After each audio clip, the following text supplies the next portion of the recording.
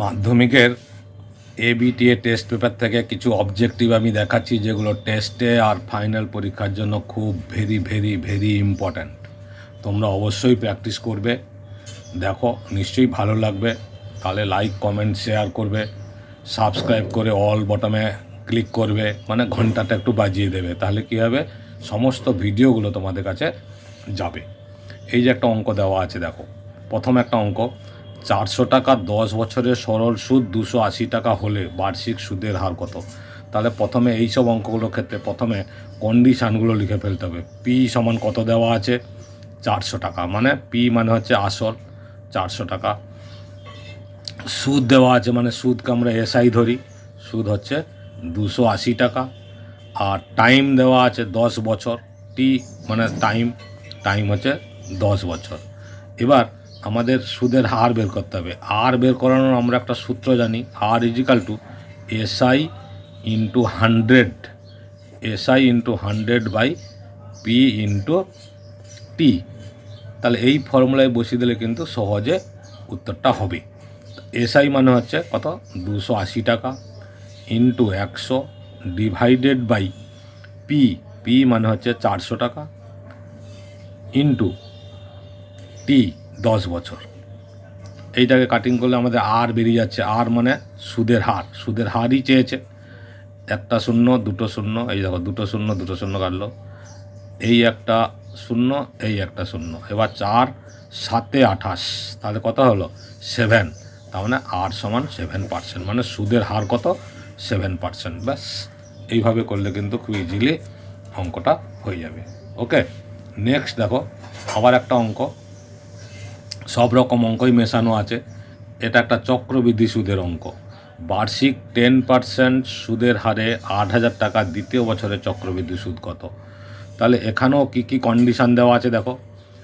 আর is equal two, আর মানে ছোটো হাতের আর ধরা হয়, R is equal to 10%, N is equal to 2 বছর, আর পি ইজিক্যাল টু দেওয়া আছে 8,000 টাকা। ঠিক আছে, আমাকে চক্রবৃদ্ধি সুদ বের করতে হবে। চক্রবৃদ্ধি সুদকে আমরা ধরি সিআই, মানে কম্পাউন্ড ইন্টারেস্ট। কম্পাউন্ড ইন্টারেস্টের ফর্মুলা কি, P into 1 plus R by 100 to the power N minus P. এটাই হচ্ছে আমাদের চক্রবৃদ্ধি সুদের সূত্র। তাহলে পি মানে দেওয়া আছে 8,000 টাকা ইন্টু 1 প্লাস আর মানে 10, R by 100 to the power 2 minus 8,000।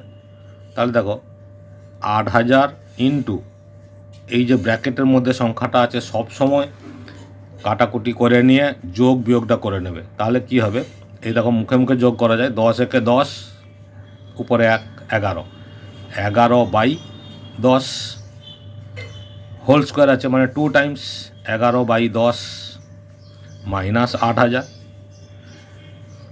একটা শূন্য একটা শূন্য একটা শূন্য একটা শূন্য, এইভাবে কাটাকুটি করে নেব।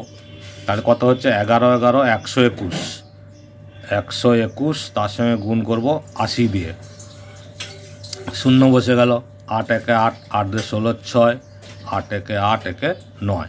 তাহলে কত হচ্ছে 9,680 টাকা মাইনাস 8,000। তাহলে কত হচ্ছে, এটা বিয়োগ করলে কত হবে, 1,680 টাকা।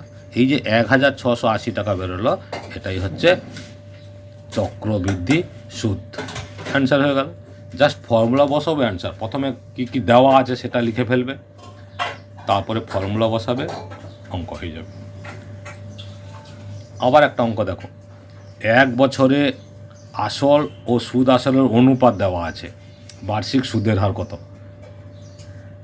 তাহলে এখানে আসল কত, আসল মানে যেটাকে আমরা পি ধরি, আসল হচ্ছে 8x, আর সুদ আসল মানে আমরা যেটাকে এ ধরি, মানে অ্যামাউন্ট 9x। তাহলে এখান থেকে আমরা এসআই বের করে নেবো। এসআই বের করানোর একটা সূত্র আছে, এ মাইনাস পি। এ মানে কত, 9x মাইনাস 8x সমান হচ্ছে এক্স। এবার টি তো বলেই দিয়েছে 1 বছর, টি হচ্ছে 1 বছর। এবার আমাদের সূত্রটা কি, সেই একইভাবে আর বের করব। সুদের হার কত বলেছে, আর মানে হচ্ছে SI into 100 by P into T. SI মানে হচ্ছে এক্স ইন্টু 100 বাই পি মানে হচ্ছে 8x ইন্টু টি মানে হচ্ছে 1, এক্স এক্স কাটলো, 4 2 8, 4 25, তাহলে কত থাকলো 25/2। এটা যদি মিক্সড ভগ্নাংশ মানে মিশ্র ভগ্নাংশে প্রকাশ করি তাহলে কত হবে, 2 দিয়ে ভাগ করলে 2 12 24 1 2, 12 দিয়ে 24 একে 25-এর 2%। দেখো অ্যান্সার হয়ে গেল। এই অঙ্কগুলো কিন্তু মাধ্যমিকে আসে, ভালো করে প্র্যাকটিস করবে। তারপরে দেখো কোশ্চিন নাম্বার 4, কোশ্চিন নাম্বার 4-এর যে অঙ্কটা দেওয়া আছে,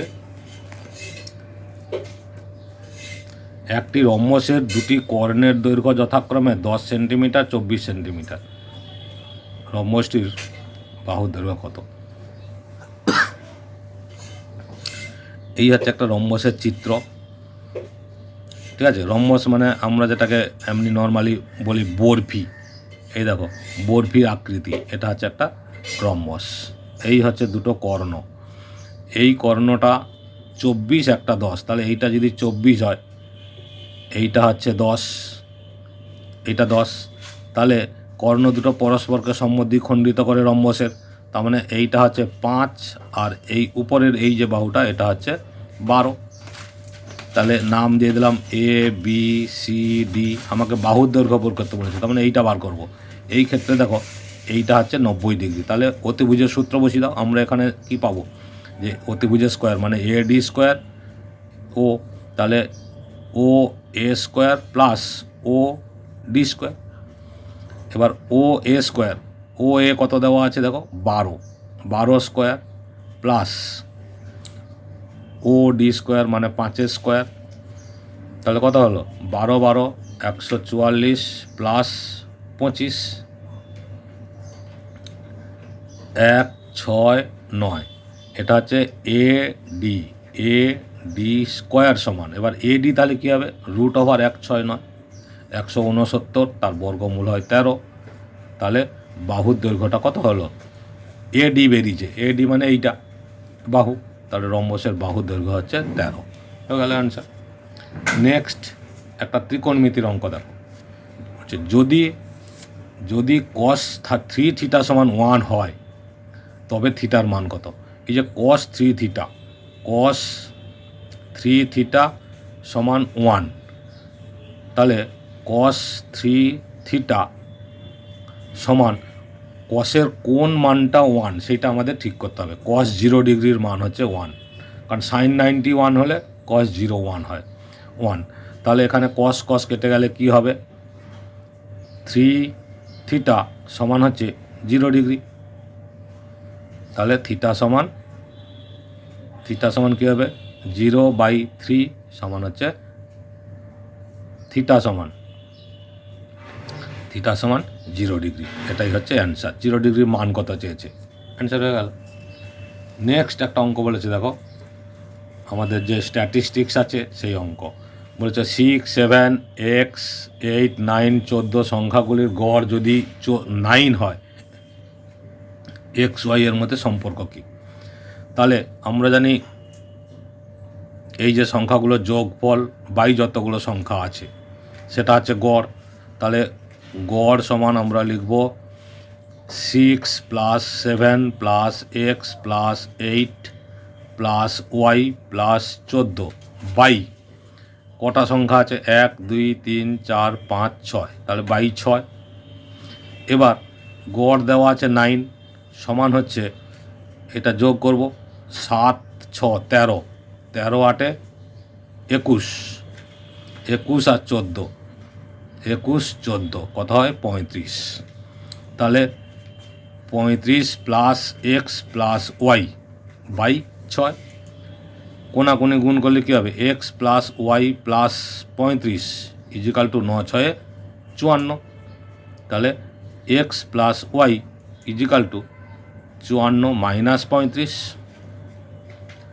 অর্থাৎ এক্স প্লাস ওয়াই সমান 14 থেকে 5 গেলে 9, আর এখানে 4 1 19, তাহলে এক্স প্লাস ওয়াই সমান 19, এটাই হচ্ছে এক্স ওয়াই এর মধ্যে সম্পর্ক। ওকে, নেক্সট আর একটা দিয়েছে দেখো, যে যদি আর কস থিটা সমান 3 হয়, আর সাইন থিটা সমান 1 হয়, তাহলে আর এর মান কত? এই যে আর কস থিটা, আর কস থিটা সমান √3, তাহলে আর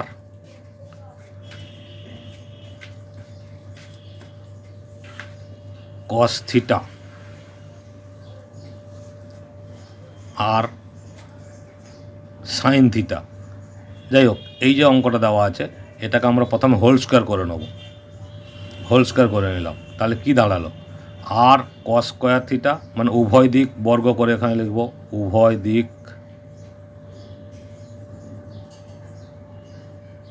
বর্গ করে, তাহলে এটা কি হবে? R square cos square theta is equal to 3, এটা হচ্ছে 1 নম্বর হলো। আবার এই যে আর সাইন থিটা সমান 1, এটাকেও উভয় দিক বর্গ করব, তাহলে কি হবে? R square sine square theta সমান হচ্ছে 1। ঠিক আছে, এবার এটা হচ্ছে 2 নম্বর, 1 2কে যোগ করে দাও, তাহলে যোগ 1 আর 2 যোগ করে এখানে লিখতে হবে 1 ও 2 নং যোগ করে, তাহলে R square sine square theta plus R square cos square theta সমান হচ্ছে 1 + 3। এখানে আর স্কোয়ার কমন নিলে কি থাকবে? Sine square theta plus cos square theta সমান হচ্ছে 4। এই যে R square theta, R square into sine square theta plus cos square theta সমান কী হয়? 1, তাহলে আর স্কোয়ার ইন্টু 1 সমান হচ্ছে 4। অর তাহলে এখানে লিখব আমরা আর সমান √4 সমান হচ্ছে +-2, তাহলে আর এর মান হচ্ছে +-2। আশা করছি তোমরা বুঝতে পেরেছ। ওকে।